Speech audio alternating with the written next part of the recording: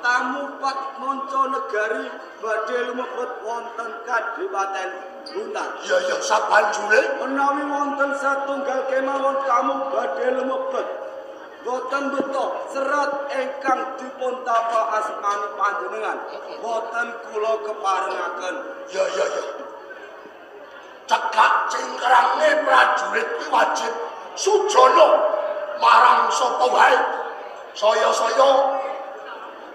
ana wong bengkanane manca negara sengaja mlebu ning Kadipaten Buntar golek karingkian kekuatan ana ing Kadipaten Buntar. Wajib tok cekel yen perlu napa pidana yen pancen tidak nalisir sapa kepenakake. Wis tak dawuh. Prajurit Togok Dawuh kalem Kanjeng. Gedhong pusaka kepi. Nggih. Pareng matur pangapunten ingkang kathah. Anggen kula jagi gedhong pusaka dinten sakmenika mboten wonten pusaka ingkang ical Kanjeng. Sabanjure Menawi wonten pusaka ingkang ical, jangka kula gantosipun. sembono gedene sumpah prasetyamu prajurit darbe tanggung jawab kang ora sinangga gampang. Siji wae ana pusaka kang kecijen, siji wae ana pusaka kang ilang ora cukup gulung nanging keluarga kinayo kanggo janggelaning perkara. Namung wis tak dawuh. Prajurit ya modhen sodro. Dawuh kula Kanjeng. Lah iki jam kepi pisowanan aku prajurit ngarangkep moden. Oh ngaten nggih. Modene para prajurit modene para kawula. Dongamu dina iki kepiye? Nggih, arep matur Kanjeng. Ya. Mugi Kadipaten Buntar. Ya. Wonten alangan setunggal punapa. Ngono ya. Lumeber wonten ing desa Garwan. Mugi warga desa Garwan diparingi seger waras sedaya. Diparingi seger waras. Panjang umure. Panjang yuswa. Ya. Mugi-mugi gemah lipah lo jinawe. Gemah lipah lo jinawe. Nggih. Dilancarake rezekine. Nggih, leres. Sabanjure apa meneh? Sampun. Bentene wajib, mengko kowe tak Dalu wajib piro? Nggih dong. Nggih. Oh, ngono ya. Mengko belanjamu ditambah. Nggih. Ayem tetrem Kadipaten Buntar, gemah lipah oh jinawe, muga lumebel ana ing padusunan Garwan. Nggih. Dilebehake saka balak lan cinaketake saka Karahayu. Nggih. Sawetara lungguh sing kepenak. Wis tak jauh. Sawetara ora kadang. Bali marang kadangipun Kakang Wong Bagus. Yayi Patih Maling Geni. inggih kula Kang Mas Adipati Maling. Banjur kepiye suasana lan katentreman ana ing Kadipaten Buntar. Kula badhe matur menelepat kula nyinabuti samudra pangsami. Iya. Perkawis swasana lan katentreman wonten ing Kadipaten Buntar menika kantuk mudin sundrun. Gitu. Iya. Kaula wonten ing Kadipaten Buntar menika boten wonten kaula panjenengan menika nandhang teng cingkrangan. Boten namung menika panggesanganipun sedaya kaula wonten ing Kadipaten Buntar. Wiwit wonten ing pucuking arga mandhapipun parang pradesan minggah wonten ing Kutaraja.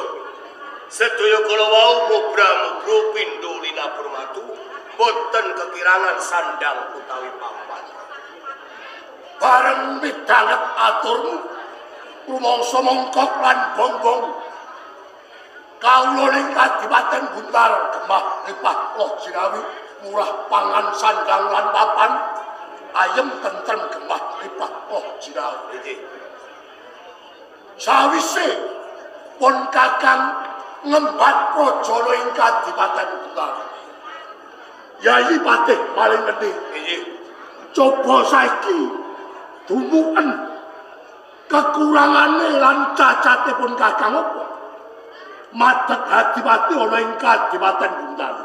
Saiki bloko wae ana pengarepane pun Kakang. Saestu Mas, napa sampun dipun keparengaken kula dhumateng panjenengan. Ya, ndak Kang Mas Adipati malika Yayi sasampunipun panjenengan menika dados Adipati wonten ing Kadipaten Buntar.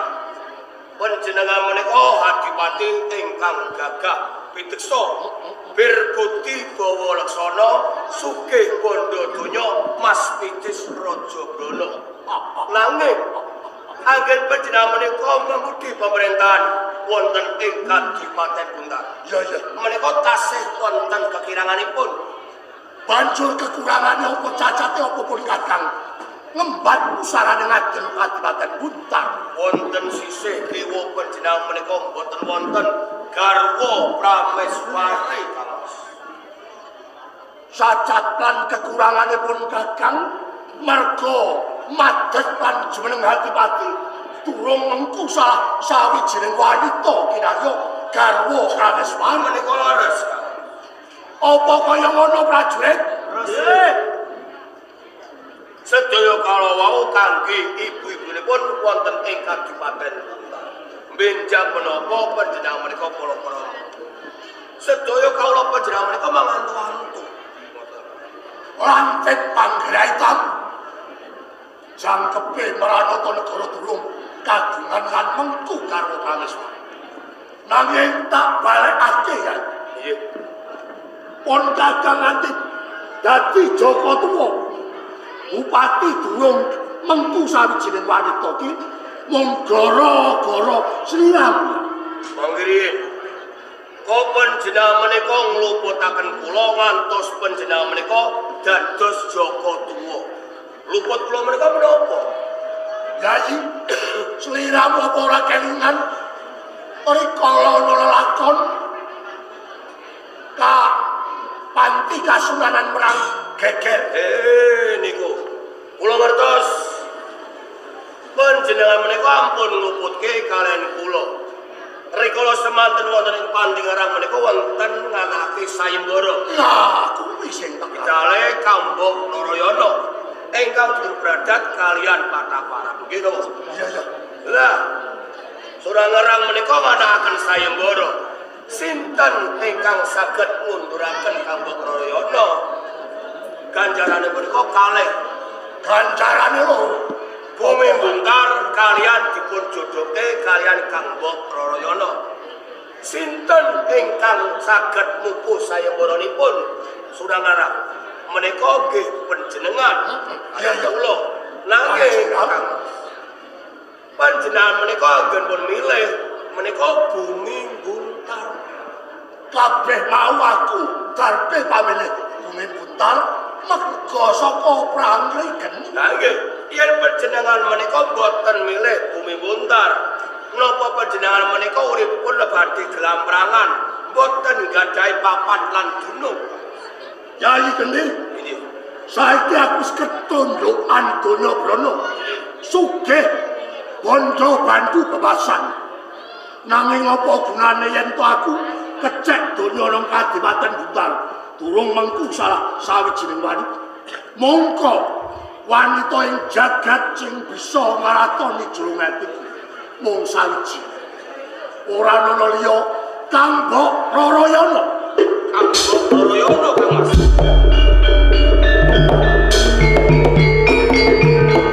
Wonten dalam sewu Kang Mas Adipati menika. Yayi paling gedhe. Yen panjenengan pengenake garwa prameswari menika Kambok Narayana. Kamangka Kambok Narayana menika sampun dipun wengku salah sawijinipun kakung nggih menika Sahid Kusumastuti nggih Sunan. Ya bener. Bener. Lajeng panjenengan menika kados pundi? Sanese kemawon panjenengan ngepenaken putri saking Kadipaten pundi? Kula sagah nata kori inang jambeswaipun. Nanging ampun Kang Mbok Narayana. Endi? Kowe ora bisa ngrasakake panalangsane ati. Dina mundak sasi mundak taun. Atiku ngrantes lan kasiksa. Mongko yen kasiksa atine mengko ndadekake lara.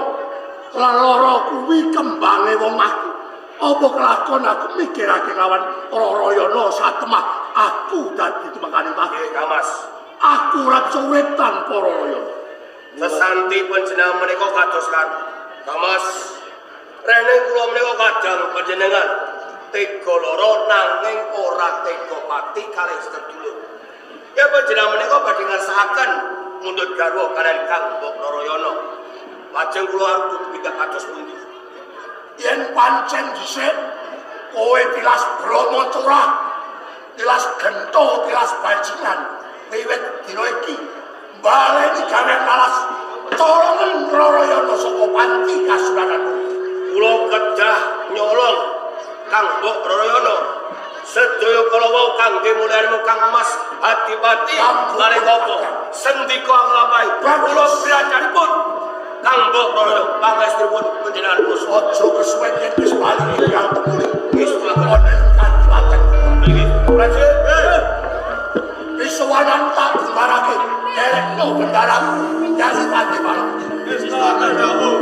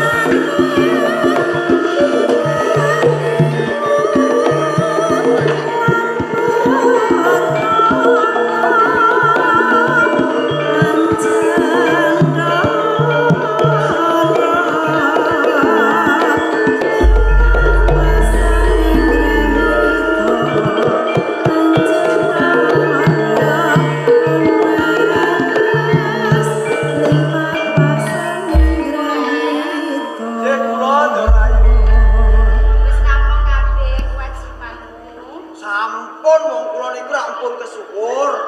Nek Cibolek niku siswa sing pinter ya sregep. Mungkin nyatane niku mau esuk kula nggih pun tangi, salat, isi padasan, resik-resik pun kula ayahi kabeh Dorayu. Apa kuwi tenan Wah. Cibolek? Ah, Ya kok sregep temen lho ya. Dorayu, Cibolek. dengan nggih sabar. Rikala semanten Kanjeng Sunan Muria niku rak jeng tindakan ten Nerang. Janjine niku 3 dinten. Ra iso. Niki rampun lumaku kalih dinten. Jeng pun wangsul. Cibolek. Nggih. Cekane ngono aku ya wis rumangsa kangen banget kelaman Kang Mas Umar Said. Sakwise tindak saben dina iki aku ora bisa turu. Yen awan ki aku ora doyan mangan lho Cibolek. Kula ngertos Dorayu, mergo jenengan iki katemben kemawon bobot. Saya iki lha aku wis bobot kaya ngene sini. Aku mau kepengin ketemu kelawan garwaku Kang Mas Umar Said lho ya. Ngoten niku mboten karep panjenengan dhewe, karepe Ponang Jabang. Loh, Nggih.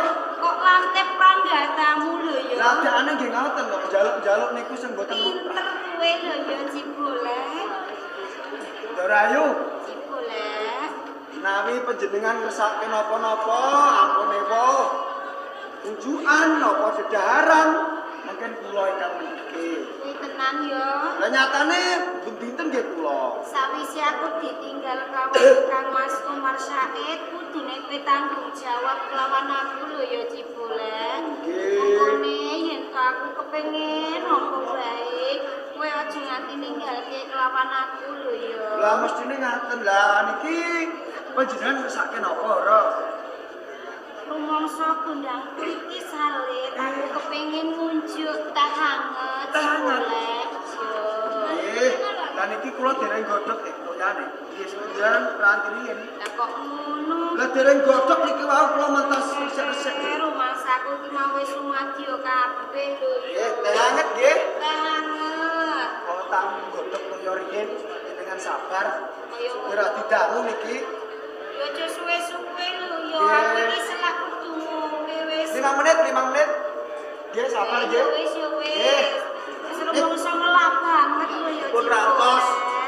Pancen nggih bobot niku nggih ngaten. Lah iya awane iki kudu ngombe wae yo cipule. Suwan kamu.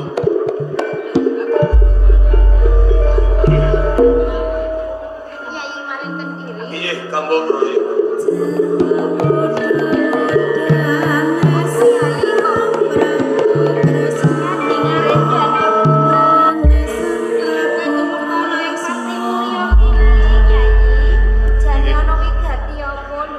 Saderengipun kula nyuwun pangapunten.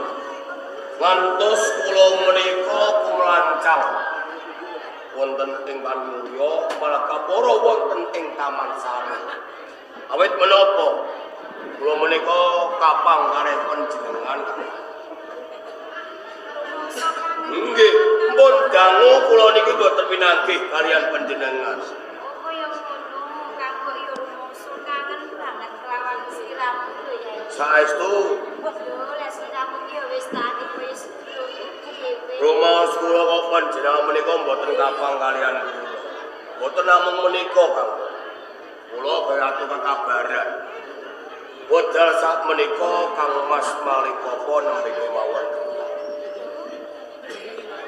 Mas Malikapa iki Nggih, sakit. nggih. Yo njur lara apa lho Yai?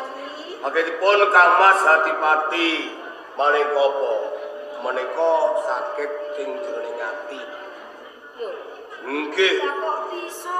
Awit menapa, Kang? Kang Mas Hatipati Malikapa menika anggen derake perkawis wanita menika dipun angen-angen ngantos digawa wonten jroning ngimpi.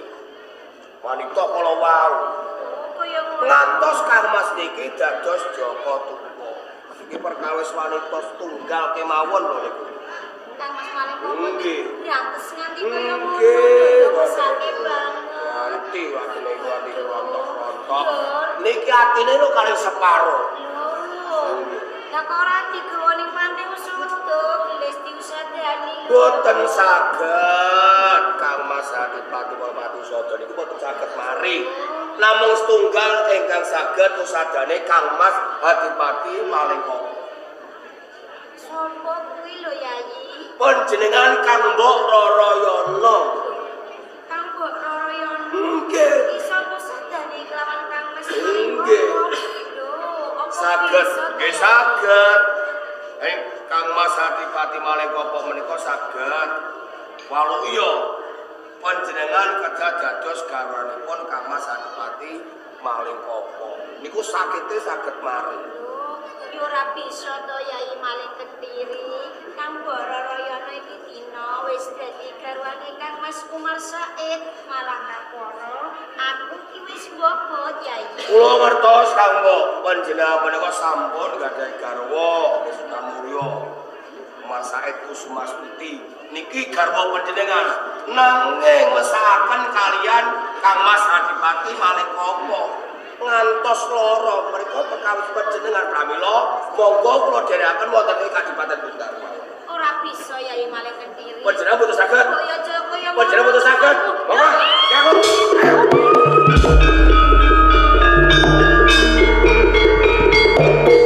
Dorayu, toyane pun lho. Dorayu. Bocah. Ajare njaluk banyu panas, njaluk teh kok.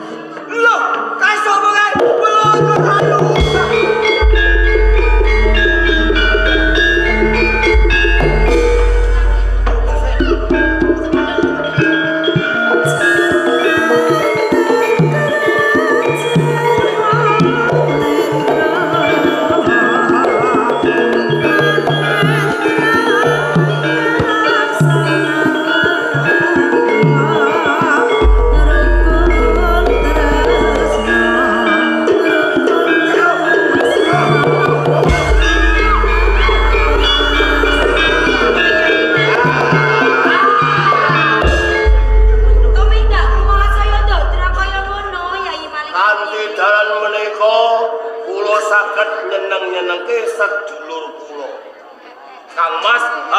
mati maling kok.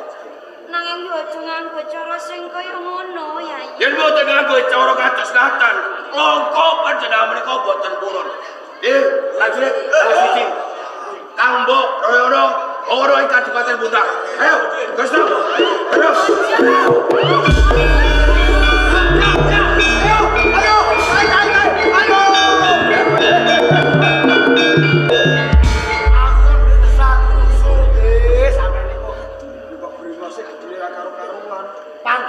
Pangkling apa?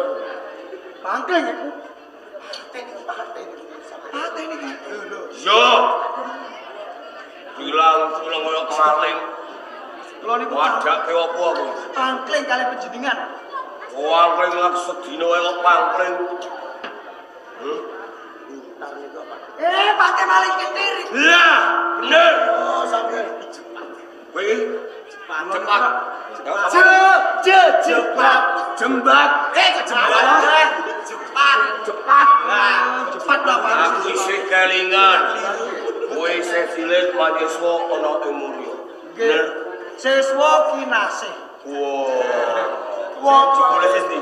Dalam Boleh. lan iku. Boleh. Srotol ngene. Wah, sehat yo. Mangkirian bab priku gampil disape riyen. Lah aku takon ape kok. Lah yo sehat kok. Nggih waras. Nggih waras mangkirian. Perkawis iku disape riyen. Aku murut takon rene. Nggih prajurit. Kula niki madosi Ndorani Roroyono. Mboten wonten iki wonten ing satu. Kang Mbok Roroyono ki ya bendaramu. Lah nggih. Lah kok ora ngerti ki padha kok ning di. Nah, kula wau kok ngertos wonten tiyang nggih pengagumi nggih kados ngeten iki abang. Jebles beto Kang Mbok. Lah niku jenengan apa? Apa? Bener. Loh, anak.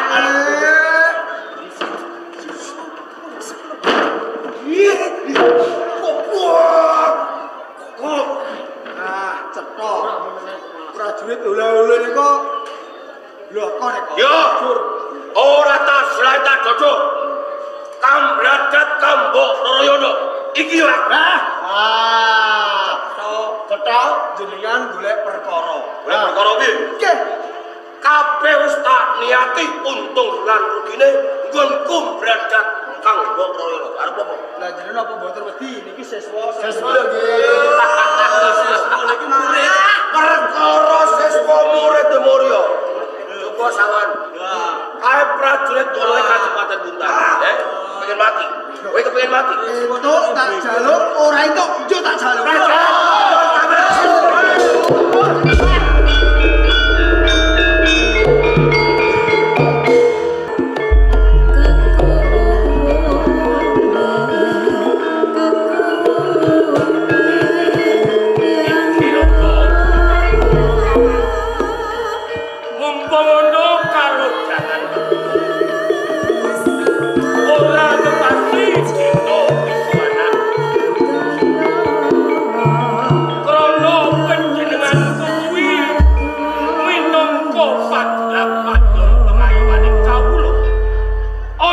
Kabupaten Tunjung Pulo gede tanggung jawabku tumrap uriping kawula uga nata marang keluarga mula mrigine putramu Ranggajaya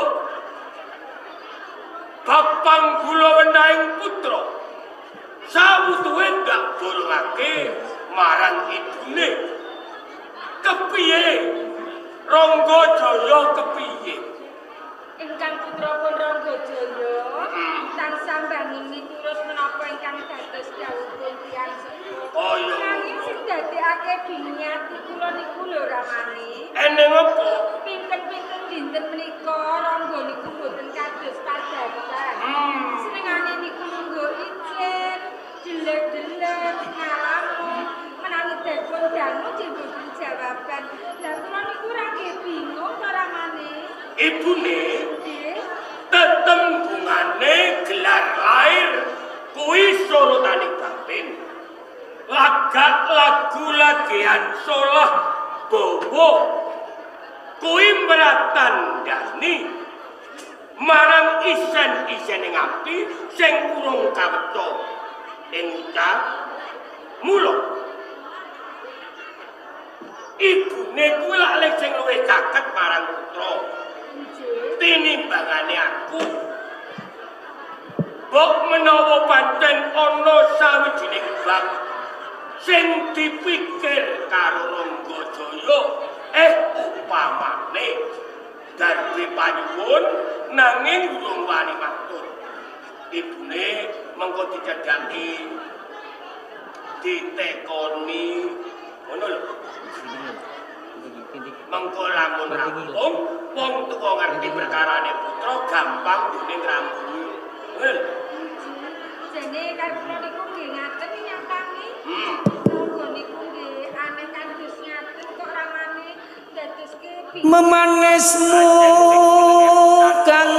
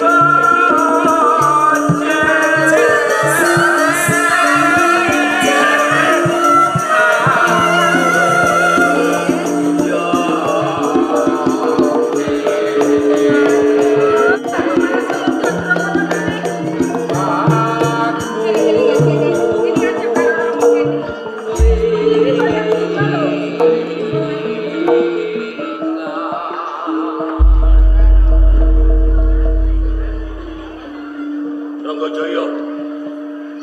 Ning ciptamu padangno panyawangmu. Ning kene ora ana sapa-sapa sing ana Rama lan Ibu. Sawan. Kanjeng Rama coba apa kaya ngono kuwi. Rahayune kedadian kaya ngene mapane ana ing pidaleman. Upama kedadian kaya ngene mau ning tengahing dedalan. Ronggojaya melang-melong laut kaya wedan tinabuhan. Kaya apa aleng kawula tunjung kula kae Ronggojaya putra Bobi Wedar. Upama Ronggojaya darbe kepinginan apa wae ora wani matur marang Rama lak bisa matur marang Ibu. Saestu Kanjeng Rama. Wis ngene. Iki waloko wae karo Rama. Mboten menapa-menapa Kanjeng Rama. Rama Ibu saiki wis ning pengarepan. Sopo tenang. Tenge wong bebrayan, wong bebojoan, kakung dadi pengayomaning putri. Upama kelakon Ronggo garwa karo Pujiwat, mongko kowe karo Pujiwat kuwi tuwa kono. Apa bakal kuwalik mengko malah kowe sing dimong karo Pujiwat.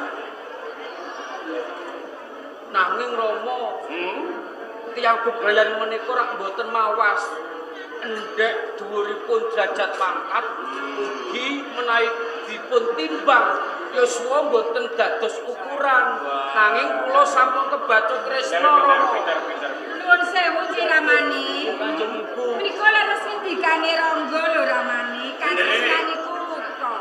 Wonten tetembungan anak polah bapa kepradah sinaosa Pujiwat menika luwih sepuh katimbang Ronggo. Nyatane Kang Putra menika sampun tresna. Mila Ramani, monggo sareng-sareng sowan wonten pirsanipun Rama Agengerang, Klamat, sinten ngertos panjenengan nemu kebejan lajeng perlamar panjenengan dipun tampi nek boten ngertos Ramani. inggih Rama. Yo. Netepi darmane wong tuwa minangkani pamuntahe. Mung wae sadurunge Rama mitunggas marang kowe. Menapa Rama? Sing jenenge nglamar ibarate wong jejaluk. Jaluk lamun diwenehi awak dhewe seneng lan ngucapake matur nuwun.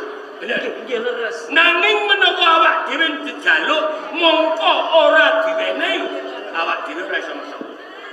Inggih, Catet kula badhe pengen. ngugemi pangandikane Rama Dipati Cakrajaya. Janji Kula janji Bu, Rama. orang dadak ngenteni dina sesuk.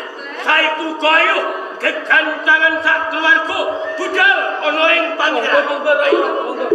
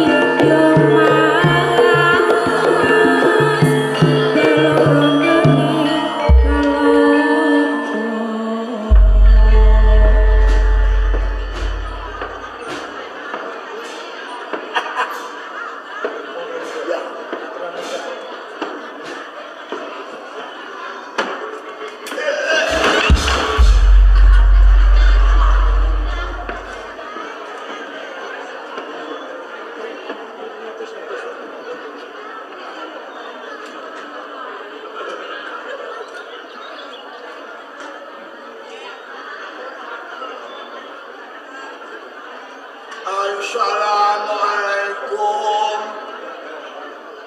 warahmatullahi warahmatullahi wabarakatuh. Waalaikumsalam warahmatullahi wabarakatuh. Bismillah. Alhamdulillah. La haula wa la quwwata illa billah. La in syakartum la azidanakum wa la in kafartum inna adabi lasadid. Amma ba'du. Marang seleramu Umar Sabit Kusumastuti Wonten dawuh penimbalan. winanturah berjongger sowanmu Allah ngrasani wong tuwa. Alhamdulillah. Pikantuk berkah saha pangestunipun Rama Gemilang. Sowan kula mboten manggih alangan setunggal punapa. Namung sungkem kula kinarya Nggawe suku gembiraning penggalih seleramu maturke betindak tampa ora liwat ujo pengestuku bali tampang. kebat anggen kula nampi saged nambahi teguh kayuanan kula. Diprayogake luwih dhisik Sendika dawuh kadangmu melu janting pasuwanan. Marang jeneng sira nene ujiwat putraning Rama sing dahat ndak tresnani Jawa katinggalan Rama. Basuki Laksowan. Pikantuk berkah saha pangestu panjenengan kalih ing sang dikala Rama. Pangestu kula dikonjo nggih Rama. Ndak tampa jeneng sira ngaturake bukti ora liwat ujo pangestuning Rama kebab tanpa ngono Sanget anggen kula mundi dadosaken jimat kula Rama. kaya ngono. Bali marang seliramu Umar Sabit Kusumastuti Yosonan Muryo sowanira beneh marang padatan adaan yang kabinujun sowan ing rang mesti sarimbit kelawan garwamu ya putraku si Dewi Rarayana. Lho iki marak sowan kok kaijenan garwamu ora dikanthi mongko panjenenganku wis kapan kelawan Rarayana. Rama Gemilang. Ya, Pangapuntenipun ingkang kathah.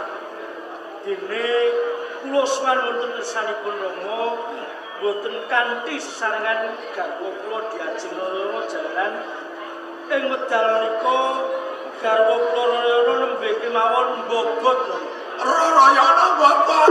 Aduh.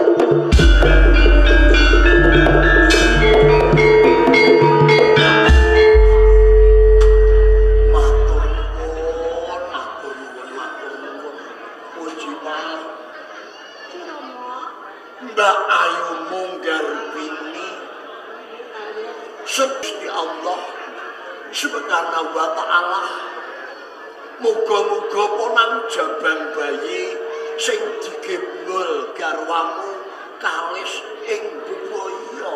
Amin amin amin. Assalamualaikum. Waalaikumsalam.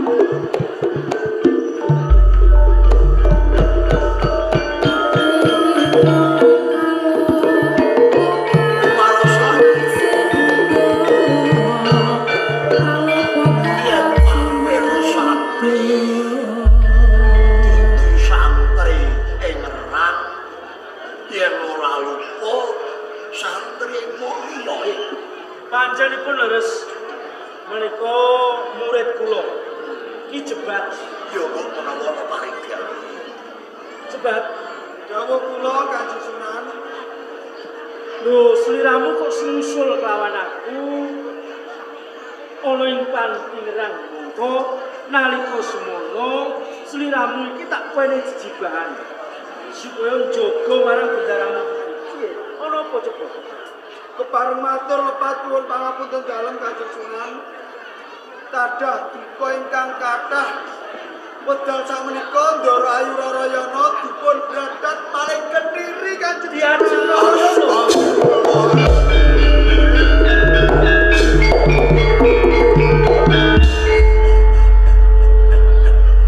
Jebat. Semono kowe saguh semaguh tanggung jawab bab perkara keselamatan bendaramu Putri Rarayana. Lho nek nganti ana kedadian kabradak dening maling Kentiri. Kenapa peran murid-murid ini nggak tahu ora bisa merantasi gawe? Saestu sumangsa.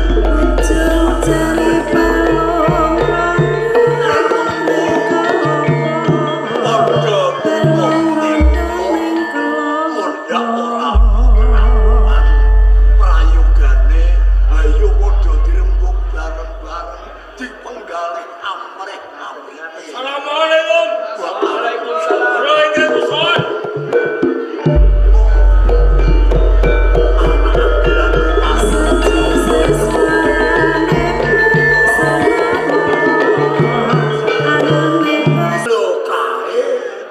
Paring jawuh Eyang Becik sowan. pikantuk berkah pangestu Eyang ageng kalis sambikala namung kula caos sungkem pangabekti Eyang. Ya. Banget pamaring-maring yang pangestune yang paman. Kewelan anggen kula nampi mugi dadosaken jejimat ingkang wayah Eyang. Pinter. Anak anggil cokro. Paring dawuh. Putramu bagus. Umpama ta pepayangan Indra Raden Kaprasana cakramu. Nglangke apa lho iki? Estunipun sowan kawula kejawi silaturahmi pancen wonten wigatos ingkang badhe kula undhuk aturaken ngersanipun Rama Ageng. Namung kemawon saderengipun kula ngaturaken gatining sowan kawula nalika suku tubapak minggah wonten ing pendopo Pantingerang. Suasana rengu peteng gedhet pindha kesamping mendung ingkang dangdanu. Keluarga ing Pantingerang semunan dan sungkawa. Rama Ageng menapa to awonipun kok bilih kula mangertosi suasana wonten ing Pantingerang ari kalenggahan menika. Antep kang dadi panggrahe tamu. Tanggap marang geragape wong tuwa. Anak Anggeradipati Cakrajaya. Kasonanan nerangan rasamu.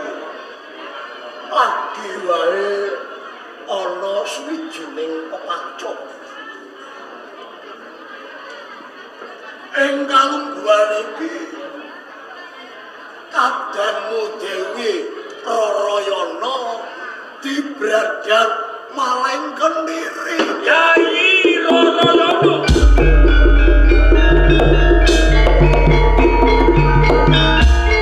Menawi to mekaten kula derek asun sungkawa atas icalipun Yayi Rarayana. Matur nuwun. Saya Terus sak menika Rama panjenengan pun janji kula. Ana Ngambali atur kula ngajeng ya. Bilih sowan kula wonten wigatos. Dene wigatosipun ya. Netepi darmaning ngasepuh. Minangkani dumateng pampuntaing putra. ya mesti. Tole Ranggajaya kepengin mentu wanita Ki kinarya garwa. Tegesipun Ranggajaya kepengin sambut susilan kakang. Cakrajaya, Mari gawuh. pancen putramu wis winanci mengku marang swijining panudya. Seliramu wong tuwa ya dituruti. Wanita kuwi wanita putraning bupati saka endi? Mila kula sowan mriki cetanipun kula nglamar Pujiwat kagem Tole Ranggajaya. Lamar Pujiwat.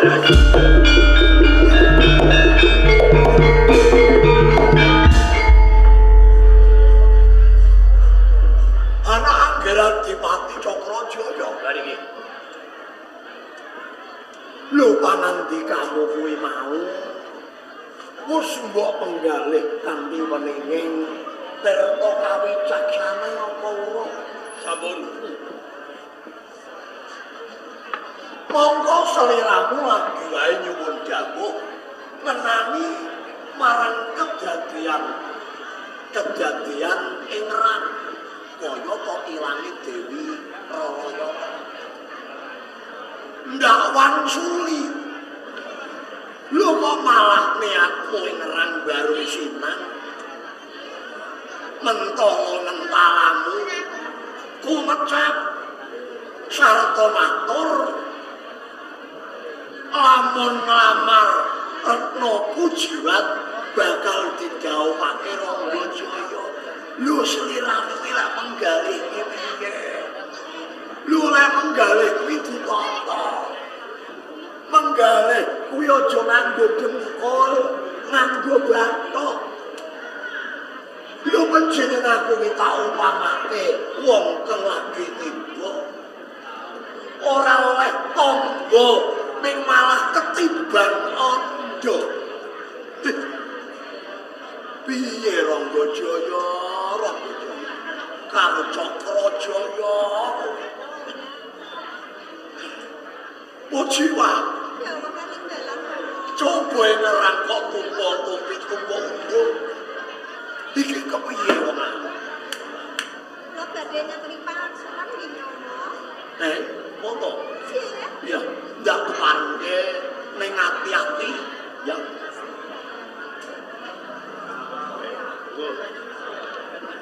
Sang Mas Cakrajaya. Iya. Panjenengan menika satunggaling pengayoman. Kedahipun panjenengan mek menika nderek bela sungkawa saikale Kang Raraya. Iya. Nek panjenengan menika benten Kang Mas. Amara panjenengan badhe nglamar kula. Yen mekaten sampun ilang rasa kapulusanipun panjenengan Kang Mas.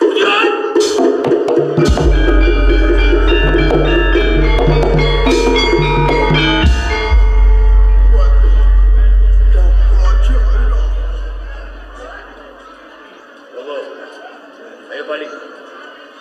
Ayo balik. Boten Rama. Balik. Balik. Arep mirang-mirang wongko. Ayo balik.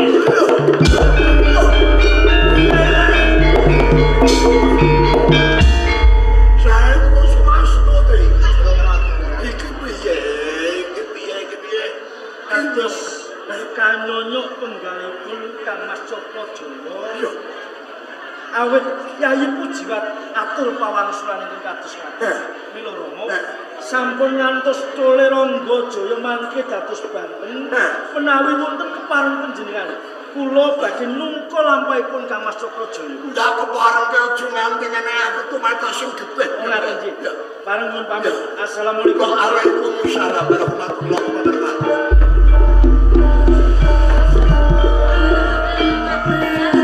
Thank you.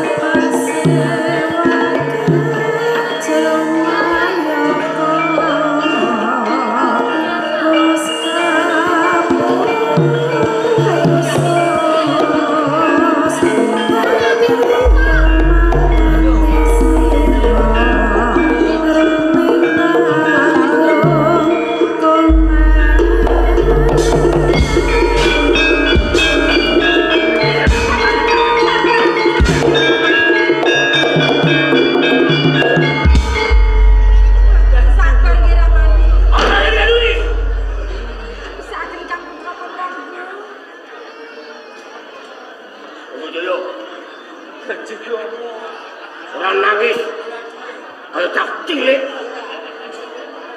Ronggo, Paring Jawara. kupingmu krungu mripatmu weruh.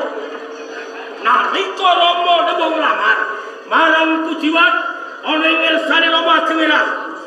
Piye dawuhe Rama Ageng Herang? Nyonyok rasane Rama.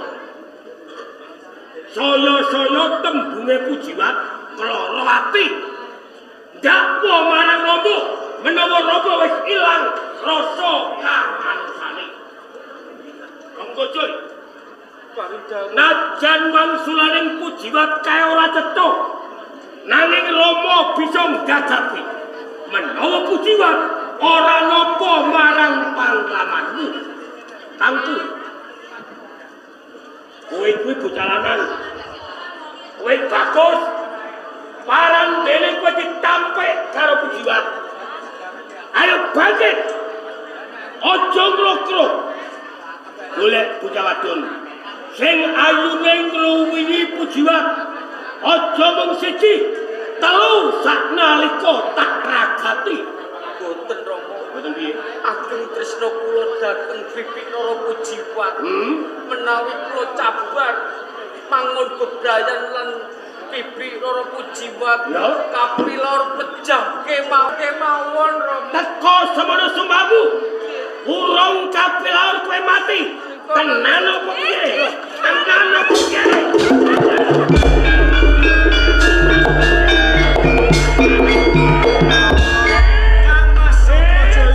Kang Mas Sokrajaya sabar-sabar. Inawo hama asobi. Ini ngamuk pirang-piring. Man Said, Dawuh. kowe aja canduk lawung karo perkaraku. Kowe aja nyampuri karo perkaraku. Ronggo Jaya kaya anakku. Kowe tonggolomo aja nyampuri perkarane keluarga liya. Kowe minggir, kowe kalih tak papai. Inawo hama asobi. Piring meneh. Nuwun sewu. Kang Mas Sokrajaya. Said, Menapa dereng kondang dereng kesuwun anggen panjenengan dados bupati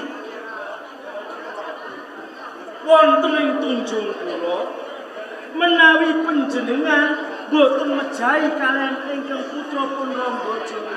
jalanan Ronggo mirang-mirake wong tuwa. Ana ing Pendhawati Herang, Umar Said karo dhewe. Umar Said krungu dhewe nalikane aku nglamar Pujiwat. Piye dawuhe maratuwamu Sunan Herang?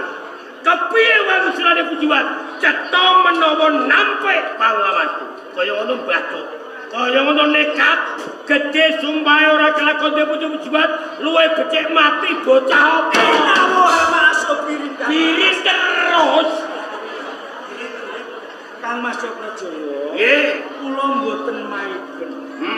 Menawi kanyonyok penggalih panjenengan awit saking pawangsulanipun kadang kula Yayi Pujiwat ingkang kados ning kula ugi mboten badhe nglepataken dhateng kadang kula jalaran menapa ing panti ngrang menika nembe kemawon nandhang susah sakicalipun garwa kula Diajeng Rarayana saengga ngantos panjenengan lamar dhateng Yayi Pujiwat ngaten nggih Kang Mas. Kepiye? Menawi wonten perkawis monggo dipun rembat kanthi ati ing kemening. Mas Said, jejereng wong tuwa kepingine ngenak-ngenakke anak.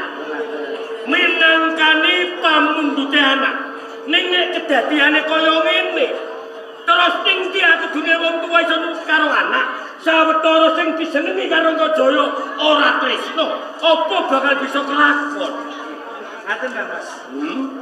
Ampun ngladuk kejeron ati anggenipun anggadhahi pandhakwa dhateng Yayi Pujiwat menawi boten tresna kalih kula Ronggo. Sakniki menawi Rama Ageng Herang boten purun ndhawuhaken Ronggo kalih Pujiwat. Kula ingkang sagah ndhawuhaken Ronggo kalih Pujiwat. Saestu paman, saestu paman.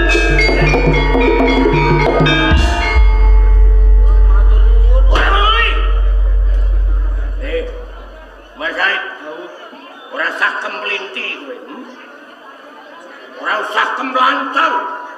Kowe iki sapa, Marsai? Kowe kuwi mung anak mantu. Ana ing Pantingerang ibarat untu katutan sambel. Upama kowe ora garwa karo Rayana, ing Pantingerang kowe iki dudu sapa-sapa. Padha karo aku, mung trimo dadi cantrik, mung trimo dadi murid. Arep dene kowe wani nyabui bakal njawabake Rangga lan Pujiwat. Apa kaya ngono kuwi tenan? Lan kowe tanggung jawab. Kang Mas Sokrajaya jalaran wiwit alit diajeng Pujiwat menika kula ingkang kula wentah. Dados kula ngertos lagak-lagianipun Yayi Pujiwat. Janji kula badhe tanggung jawab ndhawuhaken Rangga kalih Pujiwat. kowe janji karo aku. Janji pindhane utang. Al-wa'du daini. Aja sembrono janji karo Cakrajaya. Sisip sembire ora ana benere petungmu karo Cakrajaya. Ning sedaya menika wonten syaratipun. Tegese bobotan. Nggih. Bobotane apa? Menawi Kang Mas Cakrajaya saged nyebat garwa kula saking tanganipun Maling Kapa Kendhiri wangsul wonten panggon kula boten esuk boten sore Rangga kelakon dhaup kalih Pujiwat. Narayana Bali Nggih, Rangga Jaya Rabi ngaten. dadi tak satui.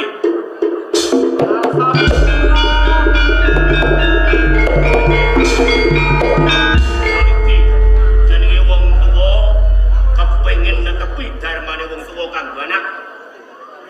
Bu, Si kula ramani. totoane nyawa. Mergo sing diadepi tilas maling lomo corah, maling Kapa, maling Kendhiri. Ning kanggo anak bakal tempuh. Aku njaluk pangestumu, njaluk dongamu kemungkinan. Ya dalah. Aku lho Yayi. Ana apa? Wonten putra panjenengan toto mriki teng pinggir dalan. Mboten isin nggih, Pak. Hei! Rangga! Kowe goblok.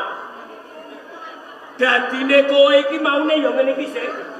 Ora toto.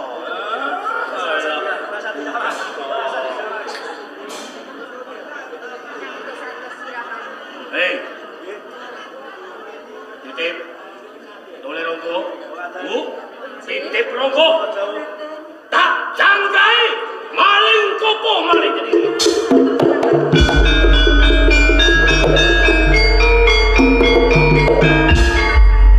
Sampun anggadhahi raos melang. Jalaran sedaya menika sampun kula pitung amargi murid wonten ing Pusprapat ingkang kapernak sedaya menika Kang Mas Cakrajaya. Kula anggadhahi kabudayan menawi piyambakipun badhe saged ngampungi perkawis menika. Amin. Amin nggih, Pak. Sawetawis ampun kondur wonten ing kunjung kula. Monggo dipun ranti wonten Pantingerang. Oh ngaten, Pak. Monggo Kanjeng.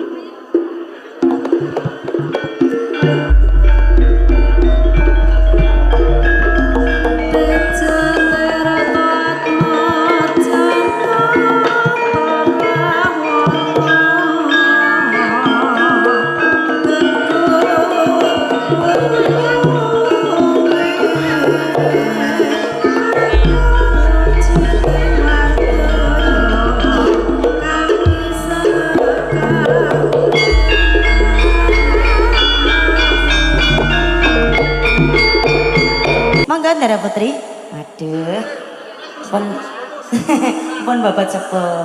Nggih. Lah nek teko senengane telat-telat lho, Pak. Monggo katuran tinara. Mongso kasiksa banget sajroning atiku. Yen aku ndoro ing nekar kene wisatawan keluarga Kang Mas Sunan Kaliya. Rasane atiku kan sanelongso. Saya aku wis ora kuat yo. Sakit kan kabeh saten bae. Yo ya.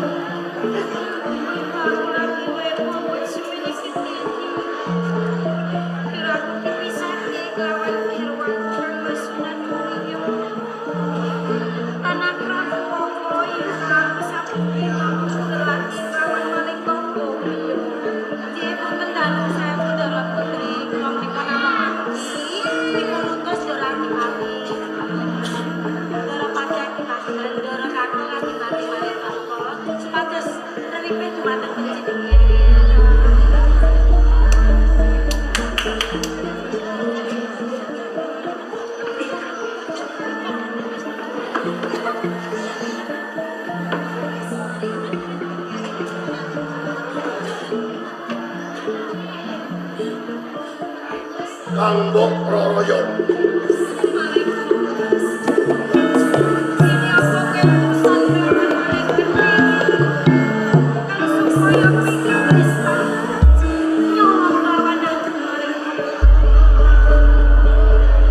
Aku loro ora bisa waras yen ora panjenengan sing nambani. Kudune aku sing nambani. Paling kok Kang Mbok Roroyo. kok bisa kowe kondo aku bisa nambani kelawan laramu. Ora kudu kepiye nggonku nambani maling aku. Sing loro ora ragaku, ning sing loro atiku. Aku ora bisa urip tanpa panjenengan. Paling kok sing kudune kowe iki mawas. Yen kok aku kowe wis duweni garwa kang Sunan Muria. Malah tak ora aku wis bobot semene iki. Paling Ilang keroro yono Sunan Muria. Jalan. Sunan Muria kuwi wong tengok-tengok ning nemu gethok. Beda karo paling kok. Panjenengan nganti iso slamet saka cengkermane Diwati Patak Walang. Sapa sing balekke? Sapa sing mundur? Tak rewangi toh nyawa toh pati mung kanggo panjenengan. Kula gelem panjenengan lelaki kawah. nanging kowe kudu liring maling kok. Nalika semono ganjaran kuwi ana loro cacahe. Bumi Buntar lan Putri Rarayana nanging sing kok wileh ora ana liya ya mung Bumi Buntar. Nanging dene apa kowe saiki malah pengen mundhut garwane Kang Mbok Narayana maling kok. Ora ana gunane Bumi Buntar. Ora ana gunane aku kecondokan bondo donya yen aku ora bisa sumandhe. Aku ora suci. Paling kok aja kowe kurang ajar kelawan aku. Ora bakal suci. Yen tak aku kudu lagi kelawan kowe maling kok. Yang Buntar ora ana sapa-sapa sing ana panjenengan lan maling kok. Mula gelem ora gelem kudu lelaki kelawan maling kok. Kok nganti besok kiamat aku ora bakal suci maling Iya, kok. nganti kiamat ora lakon.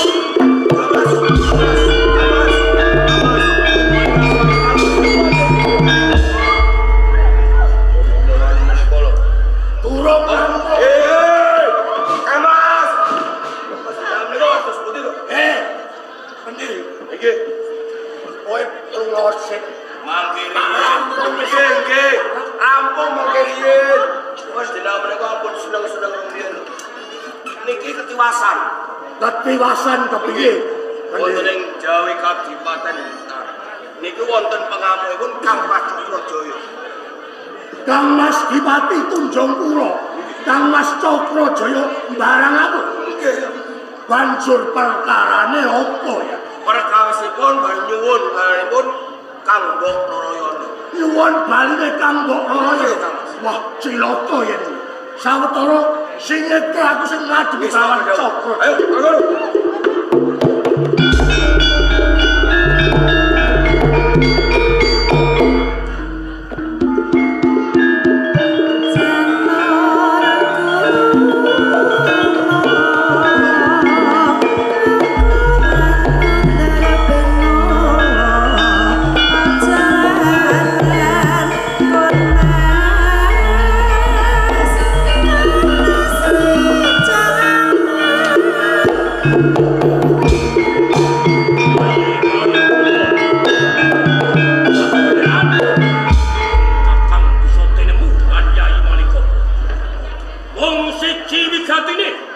Lajeng menapa wigatosipun? Aku njaluk baline Rarayana. Kang Mas Cakrajaya, Kang Mas Dipati Tunjungpura. Wajib kula ngajeni kalian panjenengan jalaran kajawi pepunden panjenengan kadang kula sepuh. Kang Mas panjenengan ngersakaken menapa kemawon donya brana wonten ing Kadipaten Butal badhe kuwaturaken panjenengan. Nanging sampun ngantos tunggal kanggo Rarayana. Menawi panjenengan ngersakaken kanggo Rarayana badhe kula rencangi tata ing getih kula kang pungkasan. Piye? Ucap ting kaya ngono mbok pikir apa ora? Sing mbok adepi sapa maling apa? Kowe arep jajal-jajal. Kowe arep tuku karo Cakrajaya. Sanes kula minat rebut nganggo kekuatan. Ayo, sepiro kunjangi maling.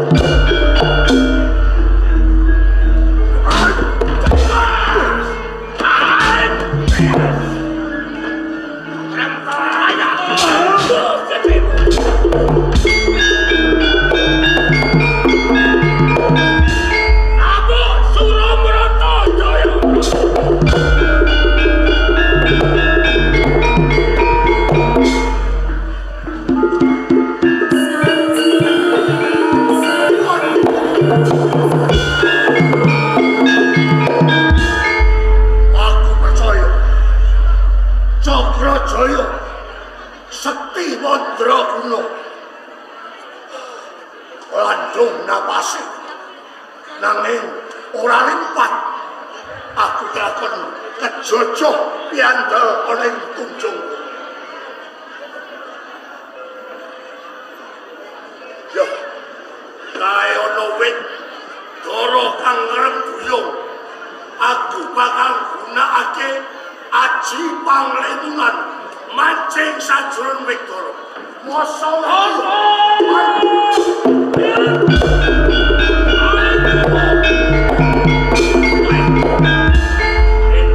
Entah tilas maling. Kowe tinggal jelantan tolong bae. Kowe tolong ngrembuyung pindho payung.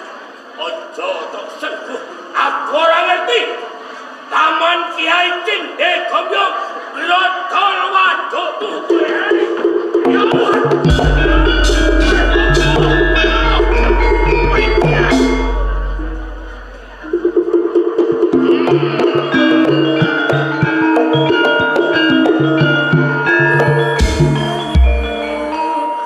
Iki selamat kowe maling topo.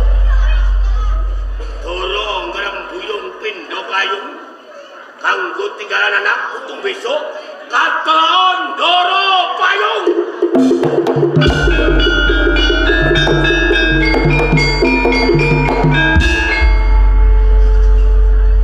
Jali ono la ane nokol kane ati madet mandek kok.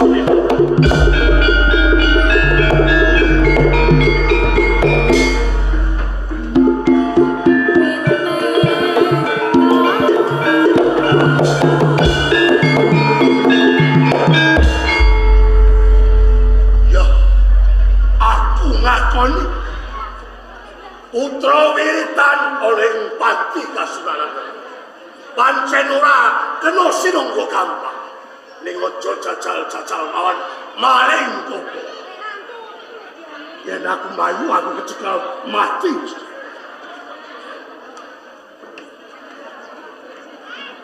kae ana wit jati limang rangkulan gedene ning jerone kae glowong bal gerek sajroning wit jati musuh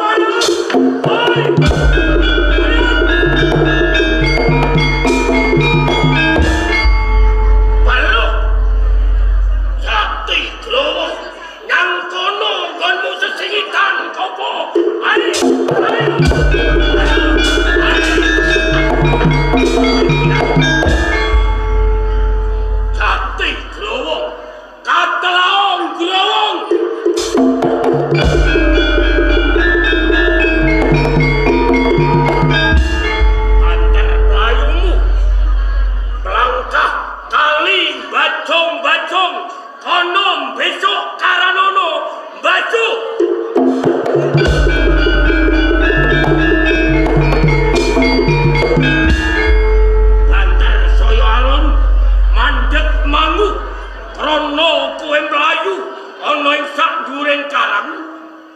Papan kono besok katelao Karang Mangu.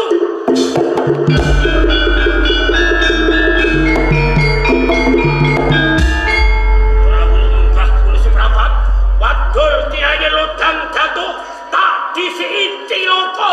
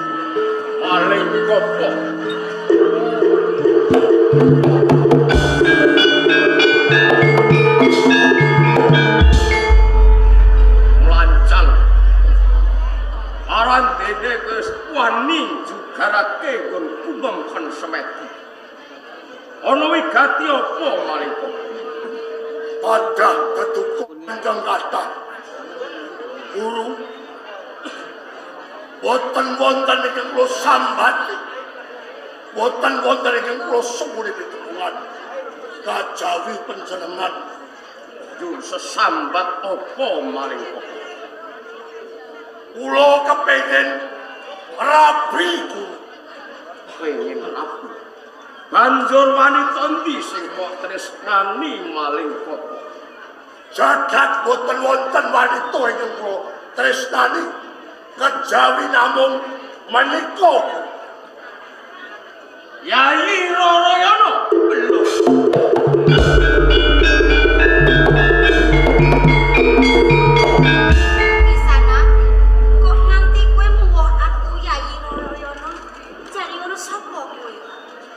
Yayi Roroyono lumrah yen to kowe ra ngerti aku. Nalika ana prastawa ing Pantiran ilange kendi prastawa. Ketrucut sabdane bapa ajengelan nganti aku kawujudan kaya ngene. Tenane aku sedulurmu tuwa Joko Wilujaga. Mas Jokowi.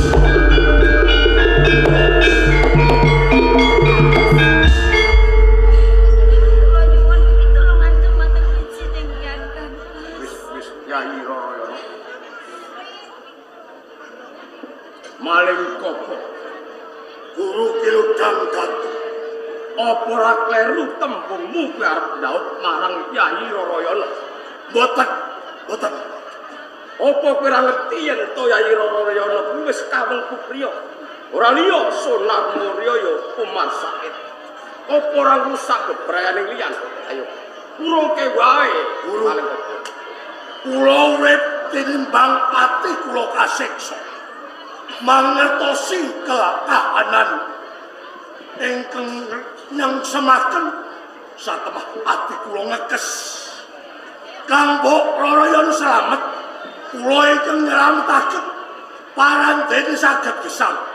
Nanging kawengku kalian lasanes.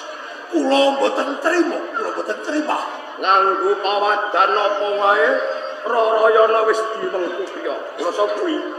Eling-eling. Nganti jagat kiamat.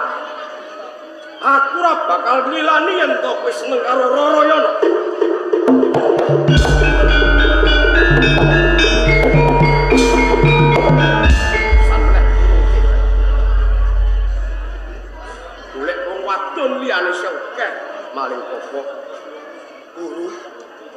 panjenengan persasat yang sepuh kula.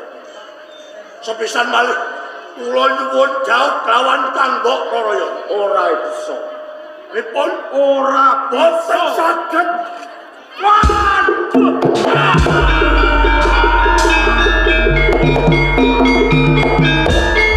Kiai Lutang Gatot.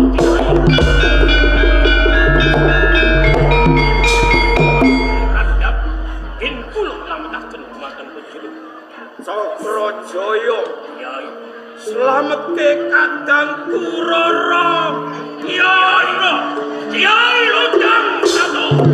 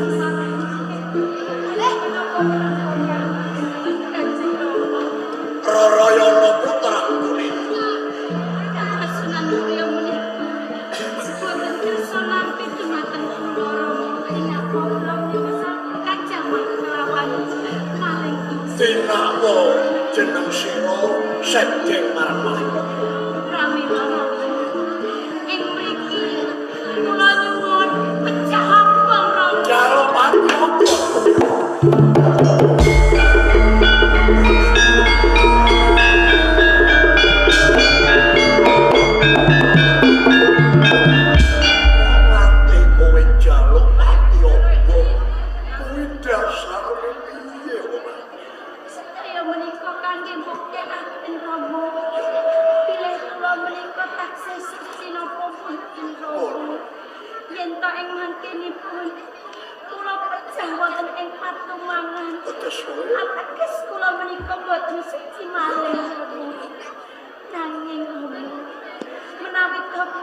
menika tasih sugeng. Yo. Boten pejah wonten ing Pakumangan. Sesula menika tasih suci. Ya nuruti mawon. Ndak wujudi layasake Pakumangan iki. Kono-kono rayana mancing ning Pakumangan.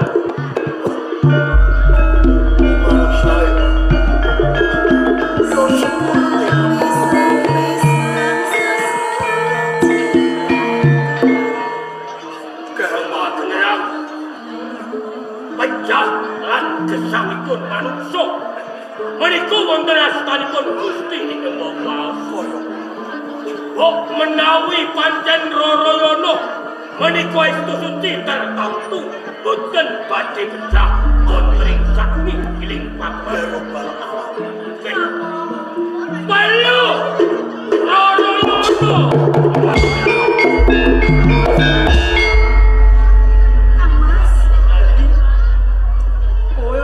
Pakumangan menurut pesi suci aku mau kawan ini.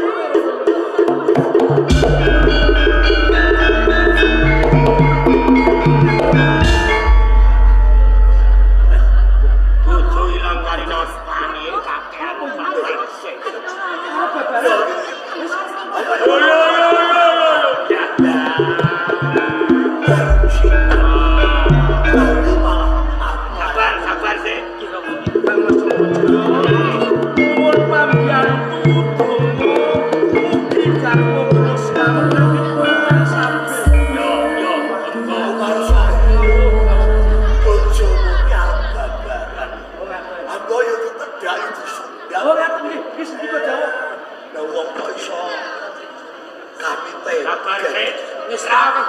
Ngenteni wong dadaran iki to.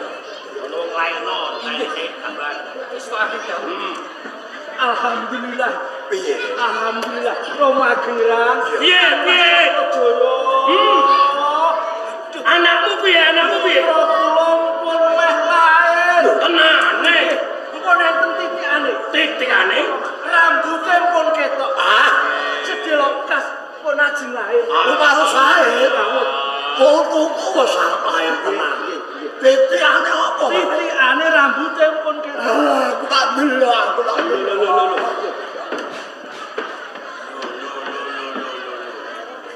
Anang gela Dipati Cakrajaya. terus pundi?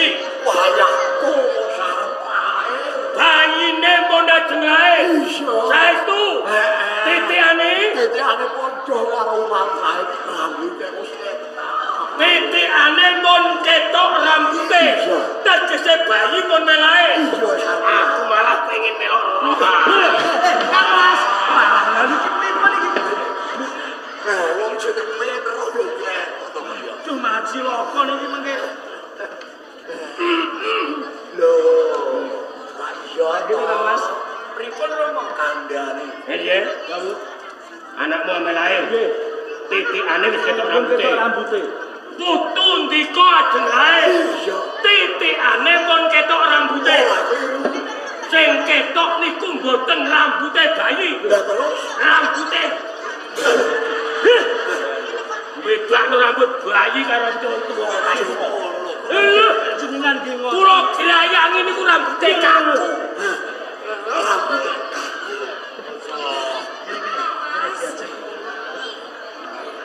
Mas Sunan Muria. Terus sini Lahir kasih Islam.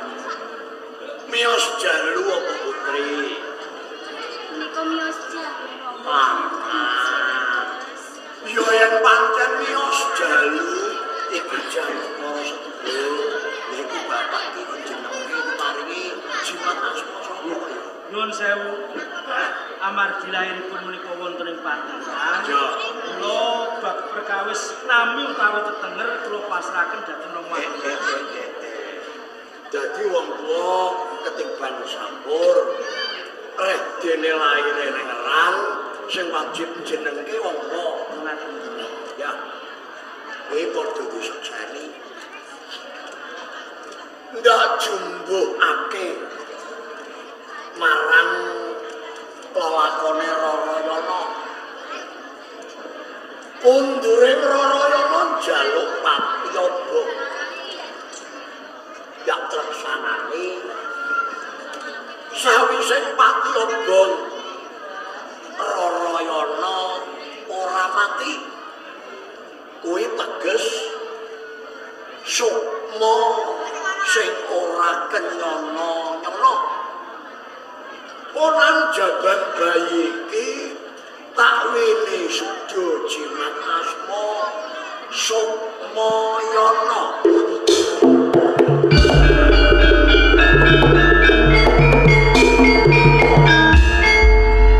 Kepareng matur Rama Kengela Cakrajaya. kula nagih janji Rarayana Bali Rangga Jaya Rabi mila saking menika kula nyuwun Rangga Jaya kedah daud kalian Rara Pujiwan Kaki Cakrajaya. Hari daud Apa panandikamu rawuh? Kok nagih janji karo wong tuwa? Mongko panjenenganku ora nate janji kang tumanduk marang Adipati Cakrajaya. Lho kapan nggon janji? engkang janji Umar Said Sunan Mulya Sing janji Umar Said. nggih Yo nagiyo karo sing janji. oh ngoten nggih nggih Said Dawuh Kang Mas. biyen kowe janji bojomu Rarayana Bali Rangga Jaya Rabi mula engkene aku nutuh nagih janji karo kowe Rangga Jaya kudu jauh lan Rara Pujiwan Kang Mas Cakrajaya, nggih wonten ing Pantingrang kula menika namung sak anak mantu. Sesambetan kula lan diajeng Rara Pujiwan menika namung kadangipe. Kula mboten anggadhahi hak, kula mboten anggadhahi wewenang. Ingkang anggadhahi wewenang menika Rama Kengela, lho panjenengan kula nyuwun kae Rama Kengela. dadi kowe ora iso ngrabekno Rangga Pujiwan mergo kowe mung gloripe ora duwe wenang ngrabekno Rangga Pujiwan sing duwe wenang kuwi Rama Kengela mergo bapake ora tanggung jawab mergo ora janji sing janji ora wani mergo ora rumangsa duweni terus Rangga Jaya rabine karo Pujiwan kapan sida rabi ora sing tanggung ayo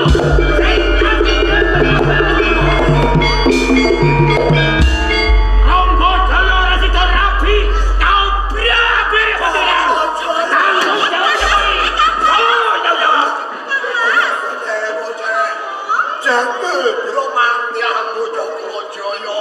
Rangga Jaya ora rabi pati ora kae Sabda sebab ono karo Cakrajaya Pujiwan. Iki piye iki tulungan wong tuwa tulungan. Ki Rama, kula badhe matur Ki Rama. Ya. Kaki Rangga Jaya, Bibik Rara Pujiwan. Gede. Bibi saged dadi garwamu Kaki. Matur nuwun. Nanging Bibi duwe penjaluk. Sampun limrah menawi pawestri kapundhut garwa gadah panyuwun. Menapa panyuwunanipun Bibik Rara Pujiwan? Bibi njaluk boyongan gapura Brajang Ratu sing biyen mapan ana ing Majapahit, sing saiki mapan ana ing Cirebon. Boyongan gapura Brajang Ratu ana ing Pantingrang, suwene kudu bisa Tak sakui.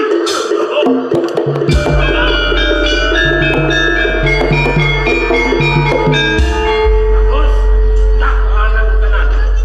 Pujiwan, ini Dipun Kakang. kowe duweni penjaluk karo Rangga Jaya Kapura Bajang Ratu. Nggih. Kae gawat kaliwat liwat, jalma mara jalma mati. Nanging menawa Rangga Jaya kelakon Jaya Kapura Bajang Ratu, parang dhewe kowe ijeh ora gelem dadi bojone Rangga. Tak ketok gelem. Boten lho Kang Mas. Mirang-mirangke, ora mung kowe diapa pisan. Mangene-ngene. Ampun sembrono, ampun dong yayang mayake kali. Niku juga, mari kula nyuwun pamit. Assalamualaikum. Waalaikumsalam.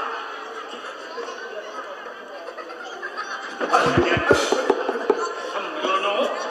Ampun takon iso. Iya, iya. Ayo kowe. Iya, iya, Pak Praja. Assalamualaikum. Waalaikumsalam warahmatullahi wabarakatuh. Baik. Eh.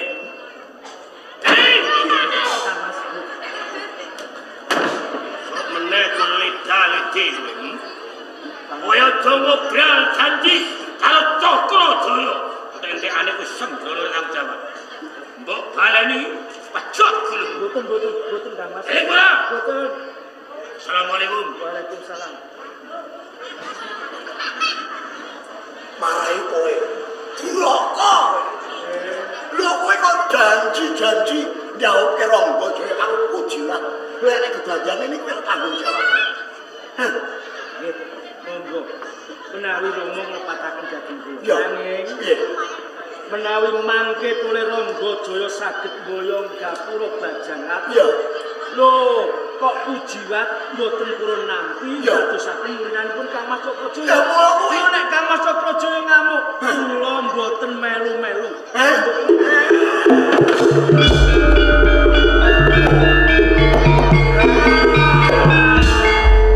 Mantu kurang ajar. Pujiwat. Kowe kudu hati-hati. Oleh Rangga Jaya bisa mboyong gapura Bajangratu saka Cirebon didumunungke Ngrang. Kowe kudu gelem dadi bojone Rangga Jaya. Ayo, dimteni.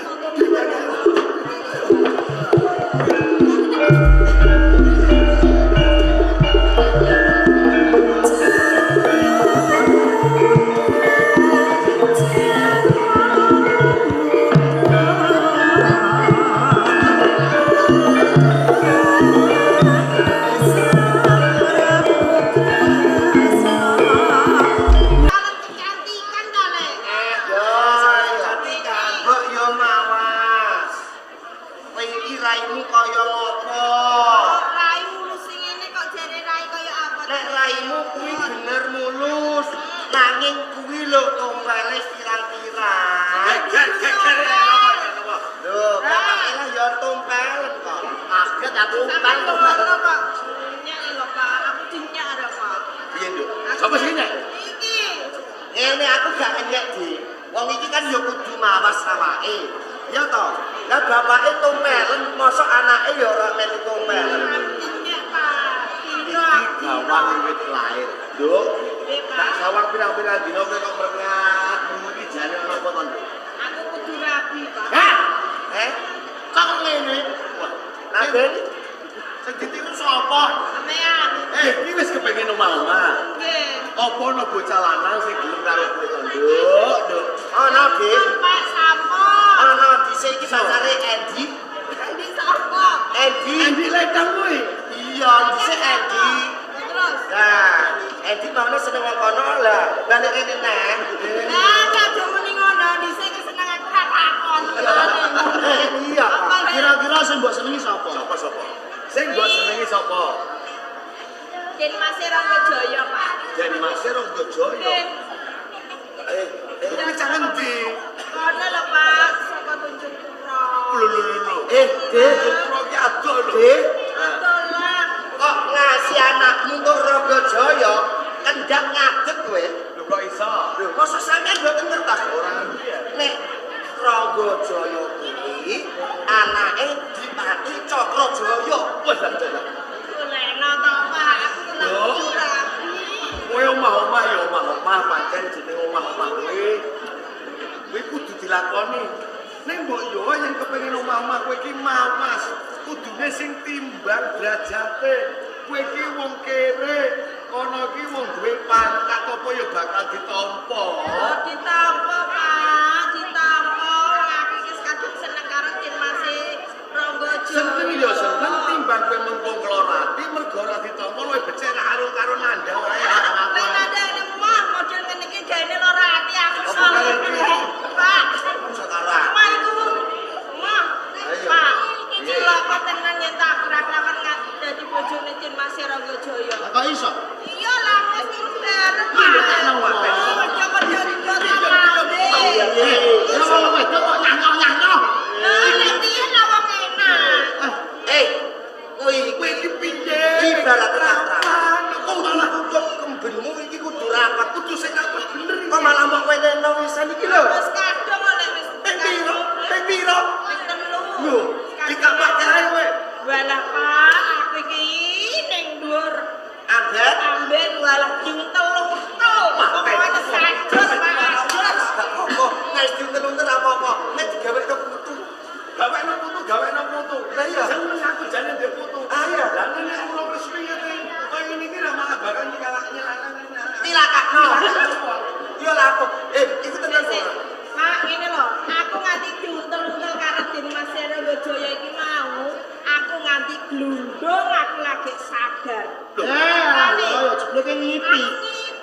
Mulai kondone udah ngipinin dhisik. Lah kok nek ngipinin dhisik ora kok ngrungokno. Ha iya, lah nek ngipine didelek. Ayo to Pak, aku golekno lek. Ngomong. Timbang mengko kowe kewirangan, kowe becik ora usah. Alah. Ora usah. Ngomong. Yo wis aku tak golek dhewe nang.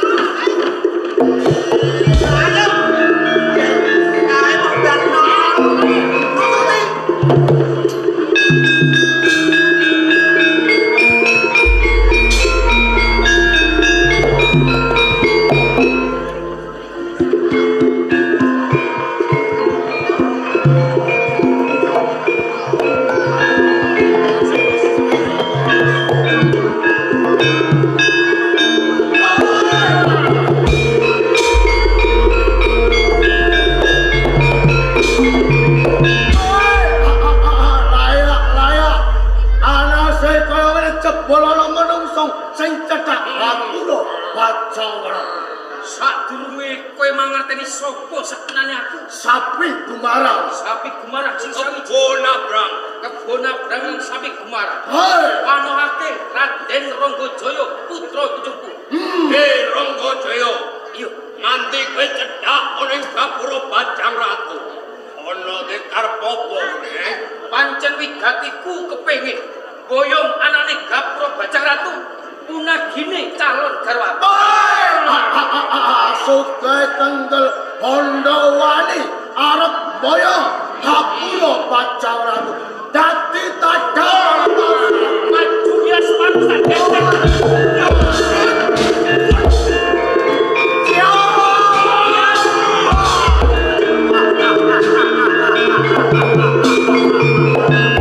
ora sagagas ngrekso gapura Bajang Ratu.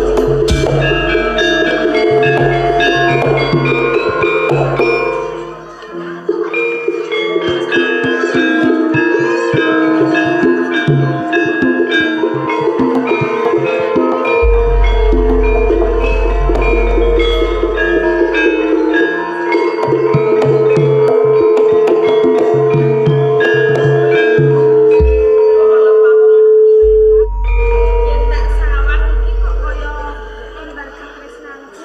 Loh, Dimas Ronggojaya. Waduh, iki malah nang ditulungi karo bapakku sing ngomong ngene.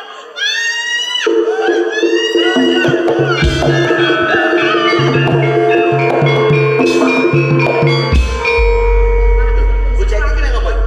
Yo iki katresnanku Dimas Ronggojaya yo iki, Pak. Dadi nandani. Iki katresnanmu. Nggih. Lah iki wis mati, Nduk. Waduh, dereng Pak durung mati iki jek urip. Wah, iki mbebayani. Kabari to. Iki kowe cedhak wangke urung tanpa panjenengan ana wong liwat engko malah kowe kena dakwa sing mateni kowe aja mulai. Ojo sik to, mesake Pak mesake. Yo. Coba sampean tambali. Tak telitine iki mati apa urung, Bang?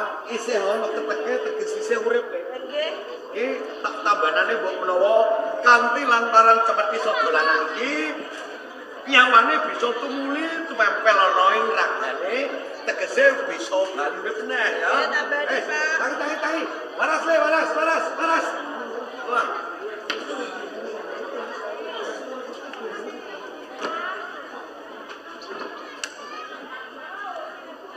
Nuwun sewu. Kula ting pundi panjenengan karo kekalih niku sinten? Sampai niki tesih teng wewengkon Cirebon niki penahe desa kula.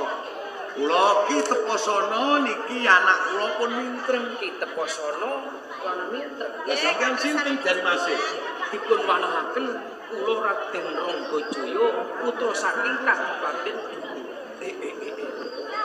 Putra Dipati wonten Tunjungpura. Leres. Lah kok ngantos dumugi wonten Cirebon iki njur menapa wigatosipun? Ringkesipun dedongengan kula kepengin boyongi gapura Bajang Ratu punaginipun calon garwaku. Nanging kepuntone kula mboten saged boyong gapura Bajang Ratu wonten ing Jagi boten sanes sapi Gumarang lan Buaraga. Leres menapa ngendikanipun Den Mas Ronggojaya jalaran Gapura Bajang Ratu menika sekawe tak gapura saking Majapahit. Sakmenika dumunung wonten ing Cirebon. Ingkang jagi menika jam kalih naminipun Sapi Gumarang Kebuana Blas. Lah jam kala wau pancen sampun kapatah ngreksa sinten kemawon ingkang cedhak lan gadah niat ingkang awon dumateng Gapura Bajang Ratu menika minangka mungsaipun. Nah sampeyan nek kepengin boyongi Gapura Bajang Ratu kedah kinanten cemeti sada lanang. Nek boten duwe cemeti sada lanang semana sampeyan iso boyong Gapura Bajang Ratu. Kanthi margi kula kedah ndarbeni cemeti sada lanang. Nggih, Kamangka kula mboten nate pirsa sepisan menika kula kaprungu naminipun sifat piandel kala wau. Nek mekaten tak cabar panjangka kula kepengin boyongi Gapura Bajang Ratu. badhe kelamban jalan napa? Kula pun gadah cemeti sada lanang. Panjenengan kagungan cemeti sada lanang. Niki badhe kula ampelaken kalih Den Mas Ranggajaya nggih wonten syarate wonten ijole. Lajeng syaratipun menapa badhe kula wujuti? Anak kula niki kedanan kalih sampeyan Den Mas. Mboten ketang kados ngaten wujudipun ning kepengin dadi bojone Den Mas Ranggajaya. Niki pun gandrung-gandrung kapirangu kula dipeksa goleki sampeyan ning kula moh mergo kula isin nggih nek sampeyan tampi nek mboten. Menika sampun wonten titikanipun. Awit panjangka tiyang gesang menika sampun kinudrat lan ginaris mbok menawi mintreng kajodo lan Raden Ranggajaya satemah tinemu wonten margi boten sanes panjenengan ngampilke boten sanes cemeti sada lanang. Badhe kula sagahi Estu menika saestu. Yo, Dalem, Pak. nyatane Den Mas Ranggajaya saguh duwe bojo lan kowe. Nggih, Pak ya. Iya. Sudah dadi Wong manten, kemawon Pak. Den Mas. Inggih. Jeneng bangsane Kajiman menika luput saka pepati. Mbok menawi kanthi cemeti sada lanang menika sampeyan bisa mboyong Gapura Bajang Ratu kinangga bobotanipun ingkang garwa. Nanging menawi to mangke sampun kelampahan ampun lali kalian mintreng nggih Den Mas. Panjenengan ingkang dados paseksen menawi wonten sisip sembiripun pangandika kula tagih kados dening tiyang utak. Oh ngaten nggih. Monggo-monggo kula Kepareng nyuwun tampi pangestu. Mintreng sawetara bali ana ing Karang Pradisan, lamun wis ana karampungan, aku bakal lamar lan boyong kowe. Wes, ayo. Padha mesti.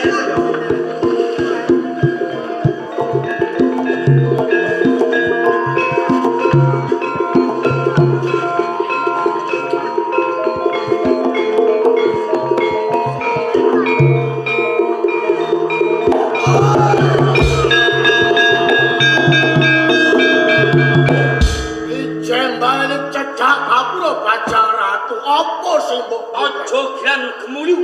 Maton ning kene Ranggajaya duwe panjangka kudu bisa kelakon. ayo ngono apa piyatanmu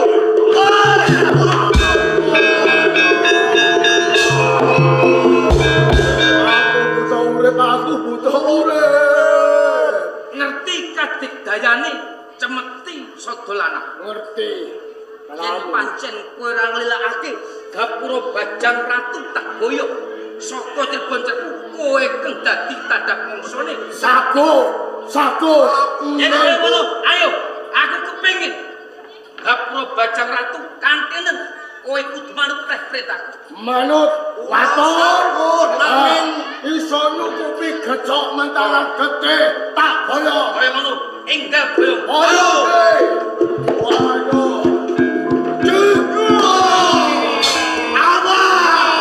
aku jaluk ketua mentah Kaya ngene wae kowe ora bisa wujuti. Yen ngono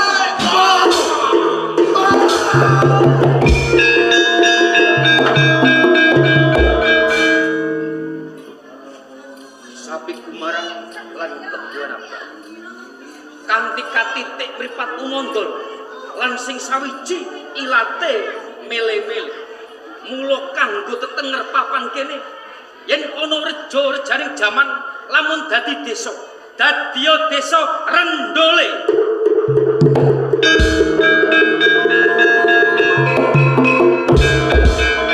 Sengoro aku bisa mboyongi Bajak Ratu tumuju ana ing Pantingrang kanthi bukti Jandi Lawang iki bakal tak coste bibik Roro Kujiwan ngiras pantes pagelaran bakti kuncoro wonten paripurnanipun menawi wonten dina dungkap nyuwun agungipun samudra pangaksami mangke dalu dipun lajengaken minangkani pamundutanipun Bapak Panitia Dusun Garuan. Wabila taufik wal hidayah. Wassalamualaikum warahmatullahi wabarakatuh.